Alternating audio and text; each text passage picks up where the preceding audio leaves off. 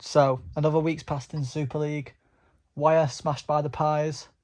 We've got Rocking Robins this week. Will we come out on top? Welcome, everyone. Welcome, Rob. Yeah, welcome, Adam. And welcome to our guest, other Adam, as well today. So we've got Adam H and another Adam as well. Yeah, we've got one of my good friends, Adam Jones. He travels week in, week out, watching The Wire. I don't think there's anyone better than getting him on the podcast, to be honest, because he literally goes every game. So yeah, Adam, welcome. Cheers. Privileged to be on this, full-time listener. It's a huge privilege to be on here, so thanks again for the invite. Yeah, we're always privileged to be on here, by the way, as well. Yeah, we are. We are. But no, you're very welcome, mate. As we've said many times, me and Rob, if you want to get on the podcast, drop us a message.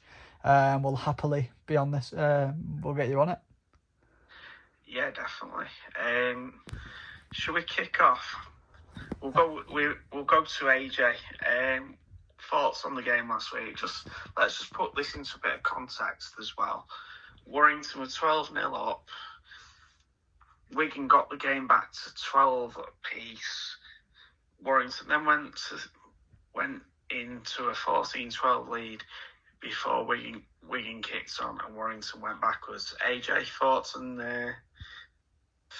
last week's performance? Well, going into the game, looking at both squads, both teams have desperately managed to find players after, the injuries that have occurred. Obviously, Wigan coming out of Magic Weekend with, a suspension and two major injuries to their key players, and Warrington missing as well. And thought when we went 12-0 up, obviously through Hopewati and Irwin, I thought we were going to kick on, but it was like a tennis match really. It was kind of, we dominated the early parts, the 10-15 minute period, and then Wigan sort of grew into the game a little bit, and obviously the six agains on our line didn't really help, and obviously Bentley paid the price for, the amount of six agains and holding on that, and it was inevitable Wigan were going to score at that point, and I just felt from that point onwards, we kind of just struggled to manage the game a little bit. Their forwards came on, like the young bench that they had, obviously Luke Thompson being the oldest player on that bench, and I just thought the forwards kind of just dominated and set the tone for the game, really. I just didn't think we get going. We had the opportunities, but our attack seems to be struggling a little bit in terms of getting combinations right with, maybe that's due to players missing or players just not on great form. Irwin's got a new halfback every week with Hayes or Sneed. I think we're desperately missing George Williams, that running threat out of halfback. But yeah, I just think we tried to grow into the game once Wigan went 12, when we were 12-6 up, and then I just thought we just didn't manage the game really well. We had chances, obviously, Eckersley knocking on twice, them coming out of yardage, and I just thought we struggled a little bit to get into the game really. And it wasn't great to see, but, with the injuries, you can probably come up with that. But I think Burgess has already said that he doesn't want to use injuries as an excuse, which, still should have been a strong enough squad to beat Wigan on the day, but Wigan do what they always do. They're a champion side. They always come back, producing through the academy. And yeah, it wasn't an overall great performance, but there's some aspects in that performance that you could take into OKR on the weekend and actually, dig deep and actually get a result from there, to be honest. So, AH. Hello. I'm gonna throw this one to you. Yeah. Sam Burgess' post-match comments in The Guardian were, "You've got to go along for the ride." I'm not sure I agree with that, because I think Warrington fans have been going along for the ride long enough. They want to see the team kicking on. At this moment in time, it feels, talking to people around me and looking at it from my own perspective, it feels like we're just stood still at the moment. Yeah, no, I agree with that, Rob. I know obviously Sam Burgess did say at the start of July, we've got a busy July. So it's 100% on about that ride. Obviously we've got the likes of we had the likes of Wigan, KR, Lee again.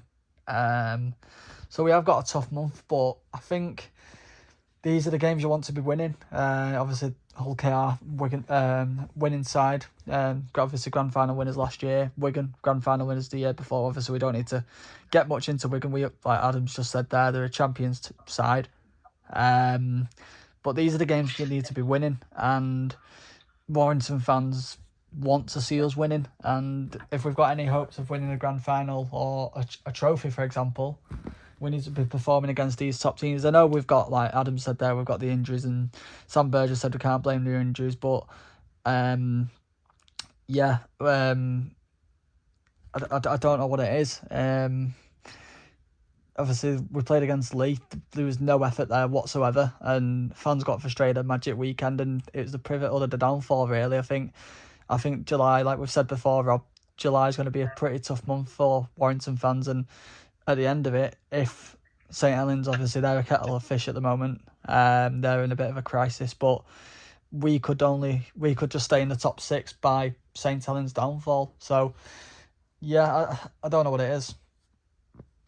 So I'm gonna, either one of you can throw this out, because there was a lot of talk, and I'm not blaming the referee because we played poorly, but there seems to be a lot of talk again about how the game was refereed, and also making James Bentley a bit of a scapegoat. Actually, like 6 again after 6 again, I don't think was warranted. I think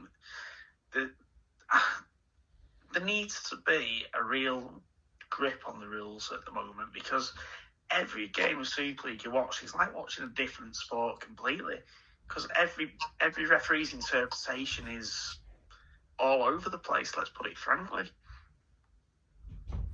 Go on, Adam. Yeah, sorry to interrupt. I fully agree with that in terms of, Bentley's copped a few this year, and some may be harsh and some may be true, but I think obviously being in the ground and not actually know what the referee's saying on, your decisions, and obviously the Irwin disallowed try, and I think the Keir McDermott try as well.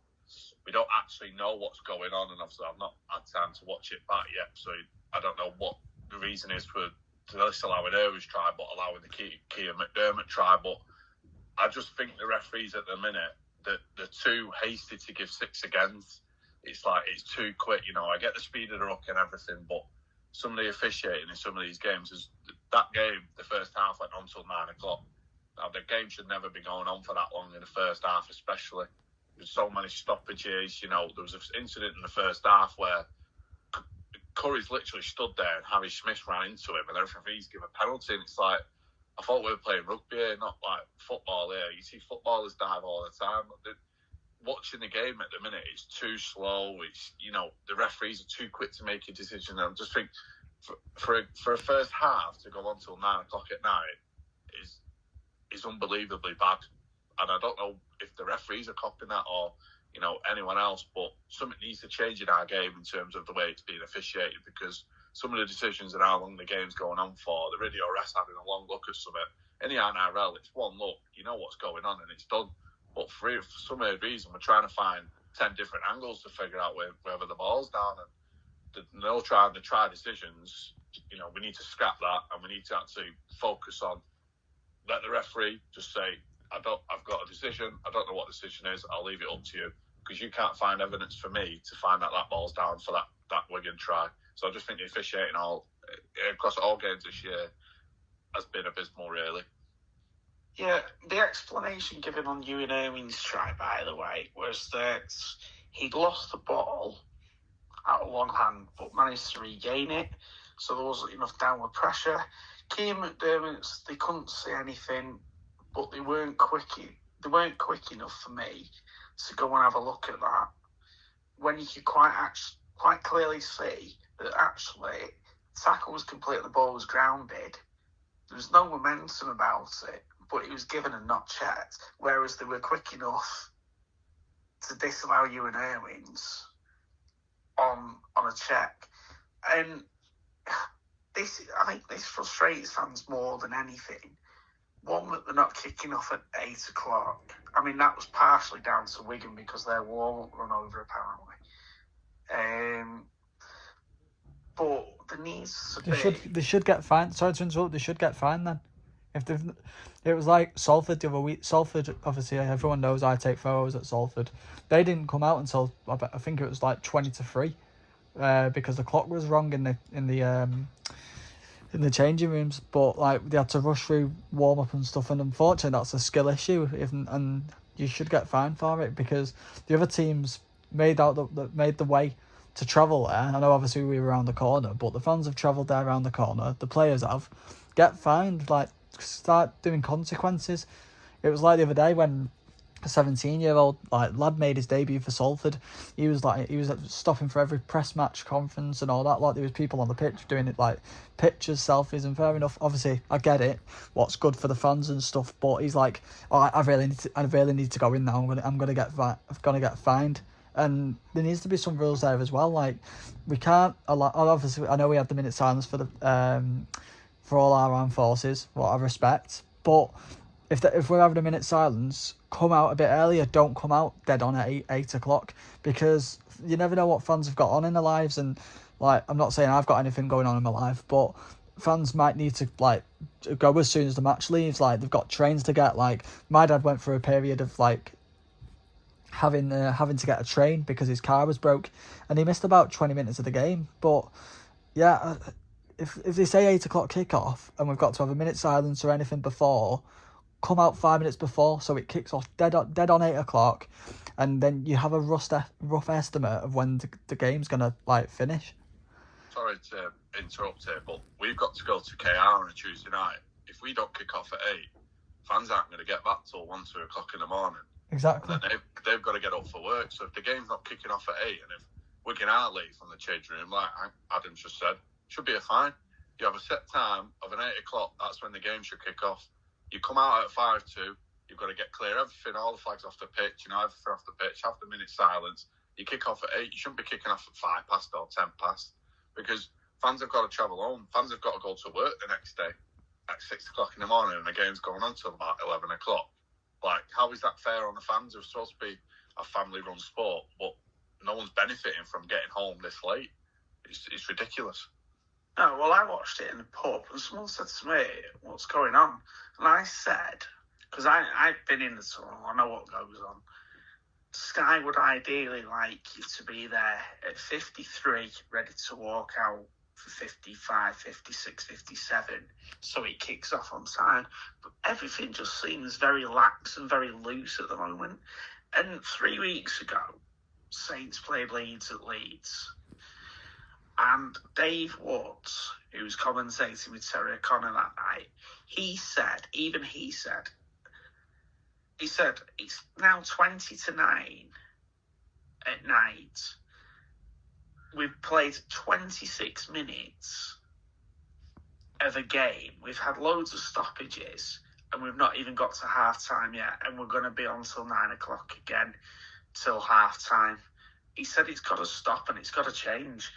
And collectively, it has to change, because it can't keep going on like this. It's supposed to be a fast, exciting sport, and we're dragging it on till 10 past 10, quarter past 10. And I agree with Sam Burgess, and Sam Burgess has said it hundreds of times. We can't keep having 2-hour games, because it becomes a player welfare issue as well. Yeah, 100%. 100%. Obviously, players have got their own families and stuff. They want to see all the kids and stuff and all that lot. And yeah, it's not good. Obviously, you've got to prepare for the next game, and finishing at like 10:30 or 10:15 isn't giving the players enough time to prepare for the next game. Obviously, like resting and stuff. So something needs to be done there. Yeah, I mean, they've got to come together now and say, look, this isn't good enough. And next TV deal, Sky have got to start being a bit more like, well, we need to kick off a bit quicker. We need to do this. Imagine doing that in Premier League football. It'd be up well. It's just ridiculous, really. The game should not be finishing at 9 o'clock in the first half, and then we're still going on till about 10 o'clock at night. And then I didn't get up till 11:30.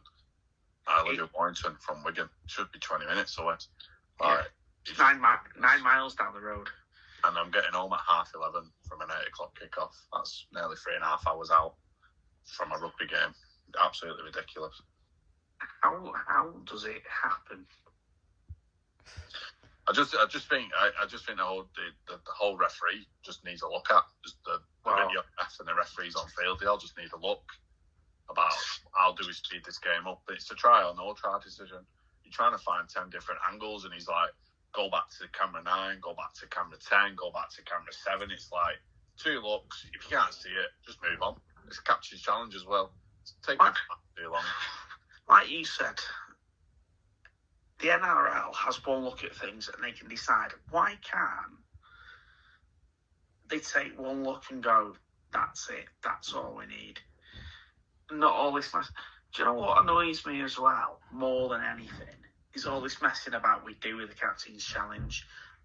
There's not a defined set of rules. Me and Adam have said this on the podcast many a times. There's not a defined set of rules as to what we're looking for all the time. It's like, sorry to interrupt you there, Rob, but I get they've got a timer with the kicks, but slow that needs to stop as well. 60 second, like, fair enough. You can have like, I'd say 45 seconds if you were having a kick from outside, like out of like the wings, and kicking it in. Obviously, that's fair enough. But like, and fair enough. I know loads of people are going to say they have the time, they can do what they want, but there should be a time limit on that as well. If it's directly in front of the posts, there should be a 30-second timer. If it's out on the wings, it should be 45, because you get players like Jake Connor, and I know he's winding people up and stuff, and it's all about him and stuff, but he's taking too long to take the kick, and it's an easy kick. I know, obviously, like I keep saying, he's winding the fans up and he's winding up like the opposition, but that's delaying the game as well. And sorry to interrupt as well. No, it's okay. The water break issue, that's one really getting on my nerves at the minute. I get it's hot, but you've stood behind the post for 2-3 minutes, getting hydration, getting tactics together. So what does a referee do? Oh, we'll go for another hydration break. It's like, and the video ref decisions, if the referees give it a try on the field, we clearly know if there's going for a view that it's not going to get given. That's an extra 2-3 minutes being slowed down there.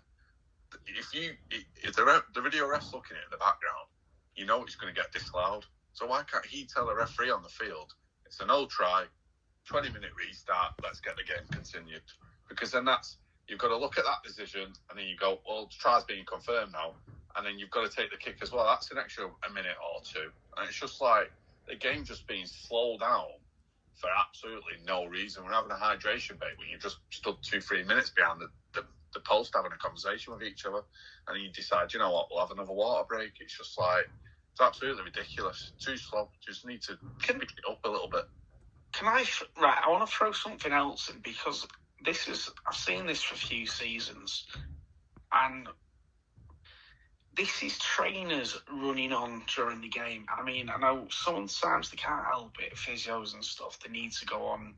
But when they're stood behind the line, stood behind the attacking line, going on issuing instructions, I think that needs to stop, because they're on more times than the players. The Bradford physio is a classic example. She might as well take the next carry in and play the ball, because I just feel that sometimes the physios are spending far too much time on when they don't need to. Do you know what I mean? This is sorry to interrupt there, Adam, but this has been going on for like you said there, years, Rob. Like I want to say about 11 years. I'm gonna blame us here a little bit. I remember when we played Hull KR at Leeds in the 2015 semi-final of the Challenge Cup, and obviously we were getting beat, and Lee Braze, I think it was Lee. Yeah, Lee Braze was on that pitch about a solid 10 minutes. It was like you've just said there, was that woman going to run the ball in? Lee Braze was on that pitch ordering for players to do their thing. And yeah, I think there should be, like, obviously, if they've got a HIA, for example, obviously that's fair enough, but there should be only certain times where they can come on the pitch, because obviously I know they're giving tactics and stuff, but yeah, it's slowing the game down. Yeah, because the constant thing is that it's a little bit off-putting as well, because they're constantly on and off the pitch, and it kind of interrupts the flow of the game. I mean, I get that players need treatment on the run or whatever, or need some water, but to be constantly on behind the play, giving instructions out, it's a bit like, what are you doing? What are you actually doing on there? We'll see that Bradford physio running out next week for Bradford. Bit of scary. But so Warrington are in a pretty bad position, but Saints are in a very precarious position at the moment. So AJ, who's in the worst position at the moment, Warrington or Saints? And just for a little bit of context, Saints got beat at home by newly promoted Toulouse 46-0 on Sunday. No one saw that score coming, not even me. I thought Saints would have turned it on against Toulouse. When I thought, I'm not going to watch it because it'll be one way. And then I looked at the score, I was like, all right, I'm going to watch this now. And Toulouse actually were very, very good for their win. But what's going on at Saints, and are they in a worse position at the moment than Warrington? I think if you look at the table at the current minute, I think you'd probably say Saints are in a worse position. They've got, as you know, I have to keep mentioning it on the Sky as they did on Sunday. They've got 16, 17 players out injured, but I don't look at that. I look at that Saints team going where you still had the spine of Wellesby, Hastings, Saylor, Shorrocks, Shane Wright, Jed Cartwright making his debut, which wasn't a great debut for him, if I've got to say. But I think when you look at the start of the season when Saints appointed Rowley, a lot of Saints fans saying, "Oh, it's a good appointment." But if you look at his, what credentials has Rowley actually done to get a job as big as Saints like that? I know he had the Salford team, but in them years he was at Salford, he didn't really manage to get him anywhere. He didn't get him to a grand final. He didn't get him to a Challenge Cup final. They played exciting rugby, but exciting rugby doesn't win you trophies half the time. So you're looking at the Saints, recruitment going, well, you signed Jake Shorrocks as a 13, not good enough. You're giving Saylor another 1-year deal, not good enough if I'm being honest. So I think Saints are in a position at the minute where, I can't see them making the playoffs because the people that they've recruited are just not been good enough whatsoever. You've got Nene McDonald, good player on his day, but he's been injured for most of the season. So how can you get a consistent run of games when, you're injured half the time? And I just think Toulouse fully credited that, and it probably should have been more, with the missed kicks. And I thought one player that stood out of them was Ollie Ashaw, but I thought he was unlucky not to get man of the match. The guy who scored the hat-trick got man of the match, but 5 try assists in one game, his son going for a fullback.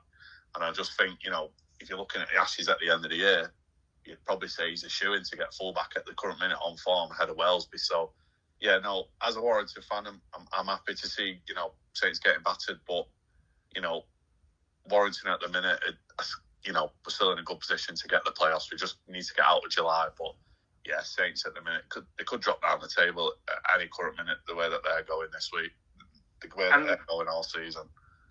Saints play Catalan this week, so I have a question for you on Saints. Okay. Can you throw a Salford type team into a club as big as Saints, where the expectations are exponentially higher? Yeah, no, yeah. That's the way I'd look at it. Well, as I've been saying to Adam all week, obviously me and Adam go the matches together. We was on TV on Friday. TV stars, so big shots of you on both on Sky as well. But been getting press at my door all week saying, "Can I take some pictures?" But no, you can't. It stinks of Dal Paul at Warrington, doesn't it? He was getting his mates in, Matautia, Oliver Holmes, Greg Minikin, to name a few. Obviously, they were good for Castleford, but as soon as they came to Warrington, they stank. Well, I'm going to keep on using the word. They stank up the gaff. They weren't Warrington standard, and I say it, and I watched that Red V TV the other day, and they literally took the words straight out of my mouth. It's not who they're getting. It's not. Sorry, how do I word this? It's not. It's obviously they're getting injuries and stuff. I think Owen Dagnall, he did his ACL again. Before on Toulouse. But but it's not. Obviously, it's not the players who they're like their academy and stuff. It's the players who they're getting in, like Jed Cartwright. Like that's got to be the oddest signing in Super League history. What a weird transfer that is. Obviously, it's only till the end of the year, but it's looking like it might be permanent. But yeah, I don't know. It's who they're getting in. Obviously, like you said there, Rob, like, and Adam said, like Joe Shorrocks, Nene McDonald, ex-Salford players, like like the way they're performing at the minute, they're being outclassed and they're definitely being shown that they shouldn't be in that St Helens side. And you can see as well, Catalan looking at this game. So Catalan travels to Saints on Friday night. You can see Catalan putting a really strong performance in with the likes of they've got Toby Sexton, that far Tarpe, they've got Lewis Dodd. You could potentially see another 50-point plus scoreline. Yeah, for sure. When you've got Lewis Dodd's got a point to prove after the last year he had at Saints. He was getting ridiculed saying Lewis Dodd's not good enough and this and that, but he's got a point to prove to go there. They've got excellent players in Charlie Staines, like you say, Sexton, Vartarpe. If Saints are not on it again, this could be another 50-60. So they've really got to be careful here. And in terms of, you heard the boos first half and at the end of full time, that these Saints fans are just going to walk away because they're not happy with the rugby that's being dished out to them, man. Fundamentals of rugby league are tackling. And if you can't tackle, there's no point playing rugby. That people have installed that from juniorship level up to Super League and the NRL. If you don't make your tackles, there's no point playing rugby. So you can say injuries are an excuse, but you've got to tackle your players. And if Cartwright's not doing that, then you've got to look at the recruitment and say we're signing Jed Cartwright. St Helens, a big club like St Helens, are signing Jed Cartwright from FC. I think that they're not getting as much slack as they should be because that is a terrible loan deal to the end of the year. They're not getting value for money, really, are they? No. I mean, Paul Rowley's post-match conference when he spoke to Sky on Sunday basically said, he said Saints give up.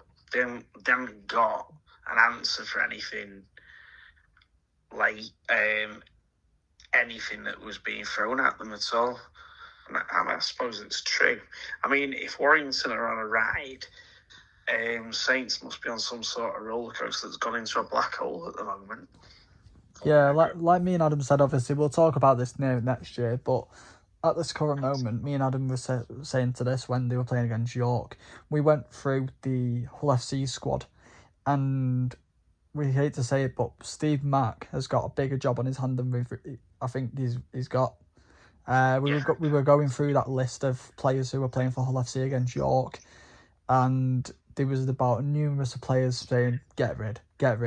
Like Tom Briscoe, great player, don't get me wrong, but like yet again, St Helens, I feel, although James Roby is a one-man club, I think they should have got rid of him years ago. The way the game's going, they should have got rid of him years ago. That, as me and you have mentioned, Rob, this new, obviously he's retired now, so, but the way the faster ball, like obviously play the balls is going quicker and everything, and the speed of the ruck. But if I was a St Helens fan, I would have been like, yeah, we should have got rid of Roby quite a while ago. Because if you look now, there's not that many hookers out there who are quite as quick as like the likes of Danny Walker, obviously. I mean, Burrow for Hull FC, he's probably got to be the worst hooker in the league. Yeah, I feel like Steve Mack as well, he's got a big job on his hands next year at Hull FC. Yeah, he's got an absolutely huge job. It's whether he's going to be allowed the resources and time, and it depends how patient the two owners are to give him that patience and time to make the change he needs to make Hull FC competitive. So staying on the east side of the river, Hull KR make the journey to the HJ this weekend. So who wants to pick up? It makes this game against Hull KR for Warrington a really big game, doesn't it? Yeah, it's absolutely massive for both teams, considering both teams have just come off a poor loss, especially for Hull KR getting beat off at home, especially. They haven't lost there for over a year, I think they said on Sky. So I think for them getting beat off Wakefield, even though Wakefield are going good, that's uncharacteristic like from KR. So, yeah, no, massive game, especially Warrington being at home. You would expect us to put some sort of, performances in front of the fans. But, my God, it'll be hard with Mikey Lewis, Tyrell, as we've seen in the semi-final. If them two are on it on their day, that they will terrorise that Warrington defence massively. And I just think if we pick up the 2 points, then that'll kickstart our season to where we need to be, and then we go into lead a week after. But if this is, we get another loss, then do we see Warrington start drifting down the table, and then come August, we've then got that easiest run of fixtures, but we need to start picking up points, and then, we can end July, go into August with actually getting some wins under our belts then. But yeah, no, massive 2 points for both teams, I think. And Hull KR this week will be without Peter Hiku as well. He's got a 1-match ban. What did he get banned for? Does anyone know? I've not. I can't remember. I've seen it on the disciplinary. It was late contact on a player off the ball. So something else has been penalised that should have been penalised at another game. So there's your consistency for you. Well, yeah, because the RFL disciplinary where, Linda in that Catalan game goes down with another knee injury. Person gets put on report, goes to match review panel, 2 matches, no yellow card. Sam Powell does the exact same to testing him at Magic Weekend, yet gets a ban and gets 3 matches. Well, hang on, they're similar tackles, so how come you're going to give one 3 matches and the other one 2? So, for the same, I just don't know what the disciplinary is anymore, to be perfectly honest. I think we need to go back to picture rule books. Yeah. I agree. I think it's going to be a tough test on Saturday. Obviously, Hull KR, like Adam said there, if they get into the swing of things of, obviously Mikey Lewis, he's been a bit quiet the last few games, but he turns it on when he wants to. He was getting really frustrated the other day with Chris Kendall. But yeah, if they turn it on, obviously, Hull KR are in for a good day. I feel like Noah Booth, I feel like he's going to play the centre role. Ex-Warrington product. And yeah, it's just another reason why, obviously, we won't get into this now, but another reason why we're getting rid of our academy. Obviously, I know we can't keep everyone, but I actually like Noah Booth. I thought he was quite a good talent. Obviously, I know everyone likes Max Wood, but I'm going to be honest, I don't see the hype over him. Someone made a comment saying Sam Burgess knows what he's doing. He was a prop forward or a second row in his day, so he knows how to get to the top. And if Max Wood's not there yet, you've got to put your trust in Burgess, and obviously sending him out on loan is obviously helping him there. But yeah, it's going to be a tough test on Saturday. Yeah, and I think, just picking up on that point, I think countless interviews when he's been asked about Max Wood, he has actually said there's things that Max Wood needs to improve in his game, and until he gets there, then he's not going to. He can't get in the first team. No. I mean, they want to put the trust in him, but they've got to give him time to bed in and stuff. Yeah, it's letting the fans know as well, obviously. I bet you didn't know this. Jake Fulis was on loan at Salford on Sunday. No, I didn't know that. So, yeah, it's the club as well, not letting fans know what's going on. Yeah. I looked at the team sheet, obviously taking photos. I was like, that's a mix-up, Jake Fulis. And then I looked, and obviously I was there next to him. And yeah, I was like, oh, that's obviously Warrington might have forgot. Obviously, they've got a lot of stuff going on the social media at the minute. They're engaging with the fans and stuff, but just keep us in the loop. What's going on? Yeah, I wonder whether some of it, I'm not entirely sure, is whether they don't know half the time. It's whether the Burgess is just telling players they're going out on loan, and to save publicity and meltdowns and things like that. They're just saying go. They're just doing it quietly instead of shouting about it. That's the only way I look at it. But I don't, like I say, I don't know. I just think maybe. So, Hull KR Warrington score predictions. AJ, you can start while you're the guest this weekend. Boy, put me under pressure there. And also, who's going to be your match winner? Who's going to be your standout performer? Jesus. I think if the conditions carry on, be nice and hot, I feel like Warrington will come out on top. I've got to be confident going into every game, I suppose, even though they let me down every week. I will go 20 points to 14 to Warrington, and I think Toby King will score the match winner. Good shout. Thoughts and opinions? Yeah, no, very good. Obviously, we do like playing in the sun. The primrose and blue just looks better, doesn't it, in the sun? It does. Looks a lot shinier. It does. As we said on the podcast before, we've obviously we wanted to get to Wembley, but we just said, it just looks so much better. The sea of primrose and blue down Wembley Way in the sunshine, it just looks so much better than cherry and white and red and white. But if like Adam said there, if we keep on the sun, obviously they're going to be up for it. Obviously the defeat last week against Wakefield, what was uncharacteristic, like Adam said, but Wakefield are becoming a top team. Obviously they've got Roger Tuivasa-Sheck coming next year. They're going to be the ones to look at next year. But I'm going to go 2018 to Warrington, and I think the match winner is going to be Ashton in the corner. Okay. Well, yeah, I think we're in for a close game.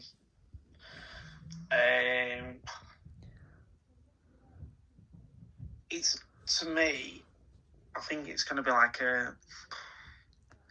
I'm going to go 1916. It's going to be you watching and Rugby Union.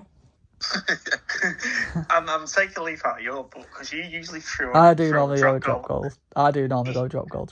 Every podcast you usually throw a drop goal grenade at me, so I'm taking your mantle this week. Okay. I can't remember the last time Warrington dropped a goal. If it's this season, could be wrong. I can't remember the last time we actually dropped a goal. I think it might have been Williams, wasn't it? Last time. Last time we dropped a drop goal from memory, round 9, Wigan, Mark Sneed. Yes. 23-6. It was. Oh, Jesus, that's a long time ago then if it's round 9. Jesus. But that's fine. But as we mentioned, guys, if you want to get on the podcast, feel free to message me or Rob. And thank you, Adam, for coming on. I do really appreciate it. And obviously you are a busy lad. Thanks, AJ. Thanks for having me on, I suppose. But no, I really appreciate it. But yeah, if you've got any comments or anything, please file them down below, and we'll look into them next week. Yeah, let us know your thoughts and opinions on anything we've said today. And if anyone's got any comments on refereeing standards, again, shout us out. Well, yeah, thank you very much for listening, and we'll see you in the next one. Yeah. Cheers, guys. Cheers, thank you.